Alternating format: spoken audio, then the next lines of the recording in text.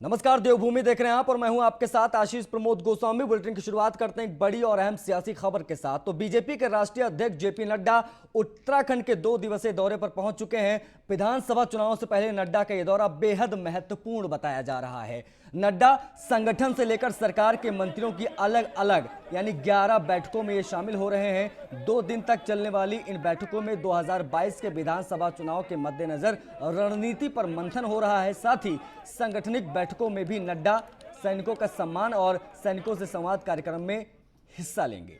संतों का आशीर्वाद कार्यक्रम में भी बीजेपी के राष्ट्रीय अध्यक्ष जेपी नड्डा शिरकत करने जा रहे हैं। सूत्रों के मुताबिक चुनाव में पार्टी के पक्ष में माहौल बनाने के लिए सभी जिलाध्यक्षों को पूर्व में हुए चुनाव के बागियों को वापसी का अधिकार दिया जा सकता है। वहीं जेपी नड्डा की विधायकों के साथ हुई बैठक के बाद सीएम पुष्कर सिंह धामी ने पत्रकारों से बातचीत की। मुख्यमंत्री ने कहा कि पार्टी संगठन और बेहतर काम करे, इसको लेकर दिशा निर्देश मिले हैं।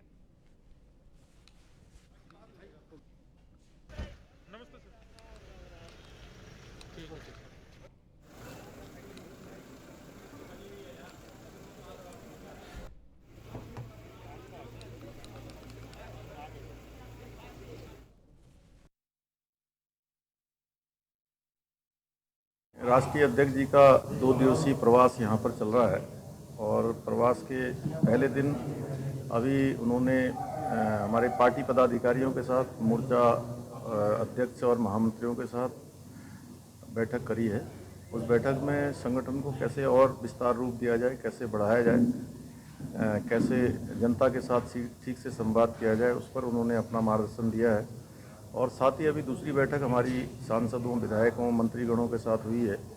उस बैठक में बूथ स्तर तक कैसे मजबूती प्रदान हो, उसके संबंध में उनका मार्गदर्शन हुआ है। और निश्चित रूप से उनके इस मार्गदर्शन से, इस दौरे से हमारे सभी कार्यकर्ताओं में, सभी पदाधिकारियों में और संगठन में काम करने वाले अति महत्वपूर्ण सभी लोगों में एक नई ऊर्जा और उत्साह का संचार हुआ है। राष्ट्रीय अध्यक्ष जी का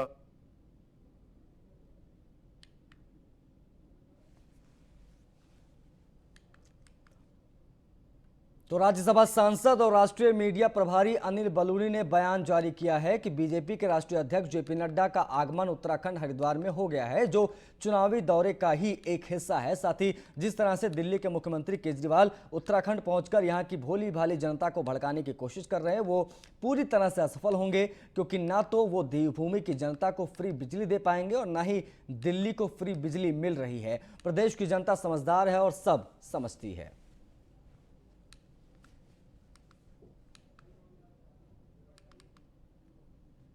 माननीय प्रधानमंत्री नरेंद्र मोदी जी जिस प्रकार से उत्तराखंड के लिए उनका विजन है, उत्तराखंड में विकास के कार्य कैसे हों, उत्तराखंड में तमाम सुविधाओं को कैसा समायोजन किया जाए, उस सब के लिए लगातार प्रयास भारत सरकार के द्वारा हो रहा है। उसी में जो आपने सवाल किया है टाटा कैंसर हॉस्पिटल के बारे में, कल एक महत्वपूर्ण बैठक दिल्ली के अंदर हुई है, जिसमें कि एटॉमिक एनर्जी के मंत्री, क्योंकि जो टाटा कैंसर हॉस्पिटल है वो एटॉमिक एनर्जी विभाग के तत्वाधान में आता है, उनके मंत्री डॉक्टर जितेंद्र सिंह, उत्तराखंड से जो प्रमुख सचिव हैं स्वास्थ्य के अमित नेगी, यहाँ के डीजी मेडिकल एजुकेशन सी रविशंकर और तमाम लोग थे।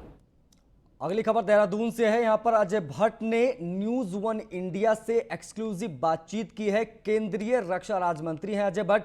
जेपी नड्डा की बैठक में भविष्य में चुनाव को लेकर बेहद अहम बताया है। भट्ट ने जनता को सीएम के बदले जाने जैसी बातों से कोई लेना देना नहीं है, ये बात अजय भट्ट ने न्यूज 1 इंडिया से कही है। देखिए, हम सब के लिए पाथेय होती है, बहुत ही महत्वपूर्ण होती है। इसमें हम सारी चीज़ें सीखते हैं और जो सीखी हुई चीज़ें हैं वो दोबारा से उसकी सफाई हो जाती, जैसे शीशे पे धूल बैठती है, शीशा अपना काम पूरा करता है तो उसकी सफाई करने से और चमकता है, तो कार्यकर्ता और ज़्यादा इससे मजबूती प्राप्त करता है। जी 5 साल आप सत्ता में थे, तो क्या एंटी इनकम्बेंसी फैक्टर और 3 मुख्यमंत्रियों का आना, क्या ये कोई चुनौती होगा?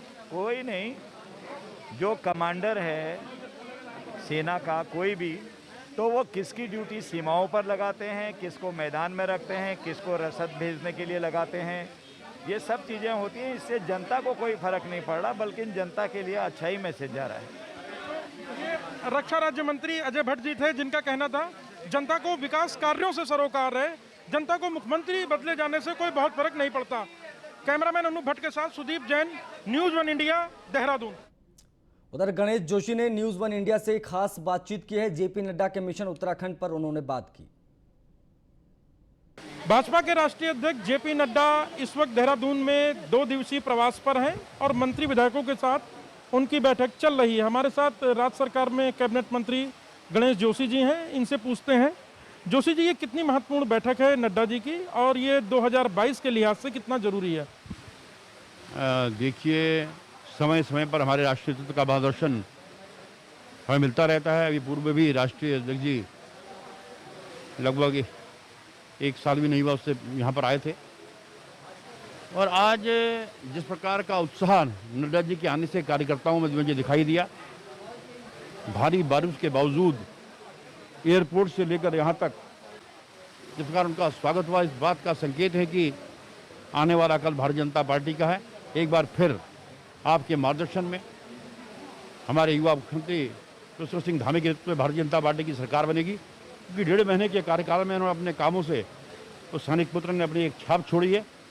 क्योंकि कल एक सैनिकों का कार्यक्रम भी है, उसका संयोजक मैं हूँ, जिसमें हम वीर नारियों को सम्मानित करेंगे। और आज मैं जब सैनिकों की मीटिंग अभी लेकर आ रहा हूँ, सैनिकों में बहुत उत्साह है, और जो बार बार कह रहे हैं कि कर्नल ऐसे कर्नल कुठियाल कितने भी आए फर्क पड़ने वाला नहीं है। तो युवा मुख्यमंत्री जो हैं पुष्कर सिंह धामी, इनके सधे हुए कदम भारतीय जनता पार्टी को दोबारा सत्ता दिलाएंगे, ये कहना है कैबिनेट मंत्री गणेश जोशी का। कैमरामैन अनूप भट्ट के साथ Sudeep Jain, news 1 India, Dehradun. JP Nadda के मिशन उत्तराखंड पर बिशन सिंह चुफाल ने भी न्यूज़ 1 इंडिया से एक्सक्लूसिव बात की है। भारतीय जनता पार्टी के राष्ट्रीय अध्यक्ष जेपी नड्डा इस वक्त देहरादून में हैं और विधायकों मंत्रियों के साथ समीक्षा करने वाले हैं। हमारे साथ राज्य सरकार के कैबिनेट मंत्री बिशन सिंह चुफाल जी हैं, इनसे पूछते हैं कि जेपी नड्डा जी का ये दौरा कितना महत्वपूर्ण है। चुफाल जी, नड्डा जी का दौरा कितना अहम मानते हैं आप? माननीय राष्ट्रीय अध्यक्ष जी का 2 दिवसीय दौरा बहुत महत्वपूर्ण है 2022 के चुनाव को दृष्टि को देखते हुए, क्योंकि इन्होंने 2 दिन का समय दे रखा है। अलग अलग सत्रों में बैठक है, इसमें मंत्रिपरिषद की भी बैठक है, विधायकों के साथ बैठक है।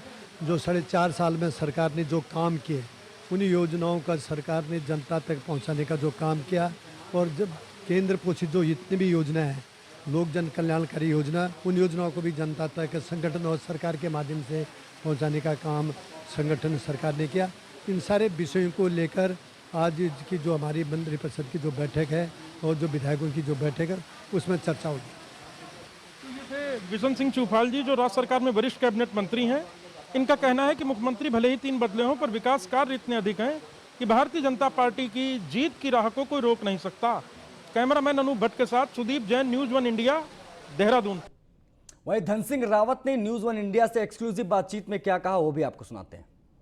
में राज्य के कैबिनेट मंत्री धन सिंह रावत जी, जो कि स्वास्थ्य मंत्री भी हैं, प्रतिभाग कर रहे हैं, इनसे बातचीत करेंगे। सर, ये कितनी महत्वपूर्ण बैठक है और 3 मुख्यमंत्री बदले जाना, एंटी इनकम्बेंसी, क्या ये कोई राज्य में फैक्टर होंगे या नहीं? देखिए, इस समय लोगों ने मन बना दिया है कि भाजपा को फिर लाना है। मोदी जी ने जितना काम राज्य में किया है, जितना काम देश की जनता के लिए किया है, हमारी सरकार ने जितना काम किया है, मैं कह सकता हूं कि लोगों का पूरा मूड बन गया है कि भारतीय जनता पार्टी की फिर सरकार बनानी। आप पार्टी केजरीवाल, क्या कोई चुनौती है कर्नल कोठियाल? देखिए, जब मैंने कह दिया कि 2/3 बहुमत से हमारी सरकार आ रही है, तो अब और पार्टियां आती रहेंगी, अपना काम करेंगे। तो ये कैबिनेट मंत्री धन सिंह रावत हैं, जो अति उत्साह और अति विश्वास में है कि 2/3 बहुमत भारतीय जनता पार्टी के पक्ष में होगा। कैमरामैन अनूप भट्ट के साथ सुदीप जैन, न्यूज़ 1 इंडिया, देहरादून। उधर पूर्व प्रधानमंत्री राजीव गांधी की जयंती पर कांग्रेस प्रदेश मुख्यालय में कार्यक्रम का आयोजन हुआ, जिसमें कांग्रेस के प्रदेश अध्यक्ष गणेश गोदियाल और पूर्व सीएम हरीश रावत सहित कई बड़े नेता और कार्यकर्ता मौजूद रहे। कार्यक्रम के दौरान स्वर्गीय राजीव गांधी को याद करते हुए पार्टी की गतिविधियों और 2022 के विधानसभा चुनाव को लेकर मंथन हुआ। बता दें कि इस दौरान पूर्व सीएम हरीश रावत ने कहा कि राजीव गांधी ने आधुनिक दृष्टि से भारत को मजबूत करने का काम किया था। अभी उन्होंने जो 1-2 सब्सिडीज की घोषणा की है, उनके अंदर भी उनको मालूम है कि वित्तीय व्यवस्था है ही नहीं, बल्कि जो वो कहे जा रहे हैं उसको आगे आने वाले दिनों में कांग्रेस की सरकार को पूरा करना पड़ेगा। Thank you sir.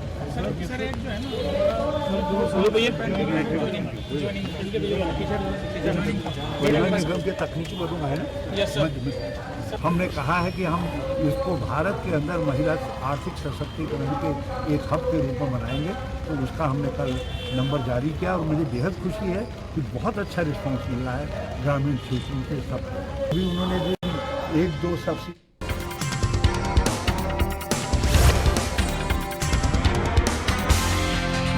ऋषिकेश के नेपाली फॉर्म पर आज भारतीय जनता पार्टी के हजारों कार्यकर्ताओं ने भाजपा राष्ट्रीय अध्यक्ष जेपी नड्डा का जोरदार स्वागत किया।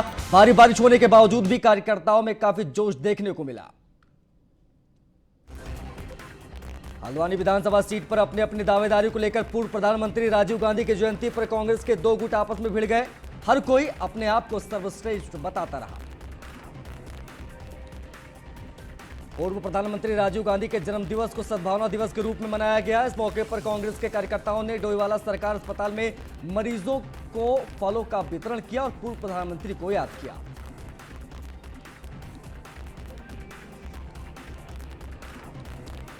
हरिद्वार में वैदिक गुरुकुलों में पतंजलि योगपीठ परिवार की तरफ से स्वामी रामदेव ने आज ओलंपियन रेसलर और पदक विजेता खिलाड़ियों का स्वागत वैदिक मंत्रोच्चारण के साथ किया। स्वामी रामदेव ने सभी खिलाड़ियों को रुद्राक्ष की माला पहनाकर और शॉल ओढ़ाकर सम्मानित किया। बाबा रामदेव ने सभी खिलाड़ियों को ब्रांड एम्बेसडर प्रमोट किए जाने का ऐलान भी इस दौरान किया। देवप्रयाग में बारिश के चलते ऋषिकेश बद्रीनाथ हाईवे बंद। देवप्रयाग के पास कई जगह मलबा आने से सड़कें बाधित, जिसके चलते अब बद्रीनाथ हाईवे पर यात्रा करना जोखिम भरा है। प्रशासन ने सभी रूट फिलहाल डायवर्ट कर दिए हैं। मसूरी देहरादून जेबी बैंड के पास बड़ा हादसा होने से टल गया, जहां एक लोडेड ट्रक अचानक अनियंत्रित हुआ और सड़क किनारे पैराफिट से जाकर टकरा गया। गनीमत रही कि पैराफिट से टकराकर लोडेड ट्रक वहीं रुक गया और बड़ी दुर्घटना होने से बच गई। मौसम विभाग ने उत्तराखंड में आने वाले 2 दिनों में भारी बारिश से बहुत बड़ी बारिश की चेतावनी दी है। एसडीआरएफ के सेनानायक नवनीत सिंह के आदेश पर राज्य में व्यवस्थापित एसडीआरएफ की सभी टीमों को अलर्ट कर दिया गया है। रुद्रप्रयाग जिले में लगातार हो रही बारिश से जनजीवन प्रभावित हुआ है। जगह जगह मार्ग बंद हैं और इन्हें खोलने में लोक निर्माण विभाग के पसीने छूट रहे हैं। वहीं केदारनाथ धाम में भारी बारिश जारी होने से पुनर्निर्माण कार्य भी प्रभावित हुआ है।